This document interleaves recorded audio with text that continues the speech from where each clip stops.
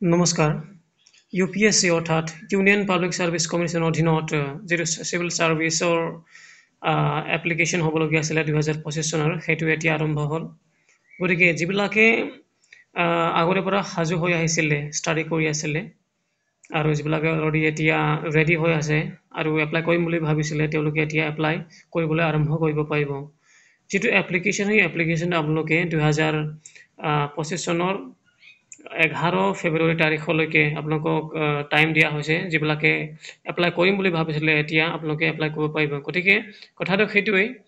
যদিহে আপোনালোকৰ যদি এলিজিবিলিটি ক্ৰাইটেৰিয়াটো যদিহে ফিল আপ হৈছে তেতিয়াহ'লে আপোনালোকে এপ্লাইটো কৰিব পাৰিব এতিয়া কি লাগিব এই এপ্লাই কৰোঁতে সকলোৱে জানে প্ৰথমতে আমাৰ যিটো এপ্লিকেণ্টছৰ যিটো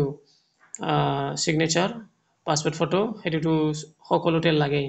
আৰু লগতে কি লাগিব আপোনালোকক মই এতিয়া ডাইৰেক্টলি কৈ দিছোঁ যিবিলাকৰ কেটেগৰী ওপৰত আহি যায় জেনেৰেলটো কথা জেনেৰেলটো আৰু কেটেগৰী মানে মাজৰ ডিফাৰেঞ্চটো সেইটোৱেই যে জেনেৰেলবিলাকক চাৰ্টিফিকেট কাষ্ট চাৰ্টিফিকেট নালাগে আৰু বাকীটো চব লাগে এতিয়া আপলোড কৰিবলগীয়া কথাটো কৈছোঁ মই ঠিক আছে আপোনালোকে আপলোডটো কৰিব লাগিবই আৰু ডকুমেণ্ট কি আপলোড কৰিব লাগিব যদিহে কেটেগৰীত পৰিছে তেতিয়াহ'লে আপোনালোকে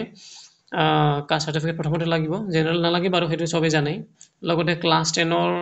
মাৰ্কশ্বিট লাগিব ক্লাছ 12ৰ মাৰ্কশ্বিট নহ'লে চাৰ্টিফিকেট যিকোনো এটা ঠিক তেনেকৈ গ্ৰেজুৱেশ্যনৰো মাৰ্কশ্বিট নহ'লে চাৰ্টিফিকেট সেইটো লাগিব ডিটেইলছটো এণ্ট্ৰি কৰিব লাগিব আৰু লগতে আপোনালোকে সেইটো আপলোডো কৰিব লাগিব আৰু যদিহে আপোনালোকে যদিহে চাকৰি কৰি আছে কোনোবা যদি চাকৰি নকৰা যদি চাইছে তেতিয়াহ'লে আপোনালোকৰ আণ্ডাৰটেকিং নালাগে কিন্তু যদি চাকৰি কৰিছে আপোনালোকে তেতিয়াহ'লে আণ্ডাৰটেকিং এটা লাগিব ইয়াতে ফৰ্মটো পাব আপোনালোকে ইয়াতে যেতিয়া ফিল আপ কৰিব তেতিয়া এই ফৰ্মটো ডাউনলোড কৰি মানে ফিল আপ কৰি গৈ যেতিয়া আপোনালোকে ফাইনেললৈকে পায় মানে আপলোডৰ যিটো পেজ সেইটো পেজতে আপোনালোকে পাব মানে তাত মানে দেখুৱাই দিবই হেৰি লাগে আণ্ডাৰটেকিং লাগিব বুলি আৰু লগতে তাতে মানে ওচৰতে এটা লিংক পাব সেইটো লিংকত ক্লিক কৰিলে আপোনালোকে আণ্ডাৰটেকিংটো ডাউনলোড কৰি লৈ পিনি আপোনালোকে সেই যিটো নেট কেফে তাত গৈ আপোনালোকে প্ৰিণ্ট আউট কৰি লিখি আপোনালোকে চাইন কৰি হেৰি কৰিব লাগিব আপলোড কৰিব লাগিব ইয়াত আপোনালোকৰ একো হেৰি নালাগে মানে ডিপাৰ্টমেণ্টৰ বা হেডৰ কোনো চিগনেচাৰ নালাগে মানে ইয়াত কিন্তু কথাটো সেইটোৱে যে আপোনালোকে ইণ্টিমেশ্যনটো দিব লাগিব অফিচত BO অফিচত বা DA অফিচত যিকোনো এটা আপোনালোকে ইণ্টিমেশ্যন দিব লাগিব যে হয় এইটো মই হেৰি কৰিছোঁ বুলি বা NOC আপোনালোকে উলিয়াই ল'ব লাগিব কথাটো সেইটোৱেই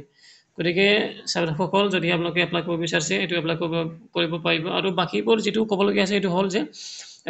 হেৰি এক্সাম ফিটো হ'ল ST SCবোৰৰ নালাগে কিন্তু জেনেৰেলৰ 250 টকা লাগে সিমানেই আৰু যিটো এড্ৰেছটো আছে আমাৰ গুৱাহাটীত আছে যিটো এড্ৰেছ মানে হেৰিটো কৈছোঁ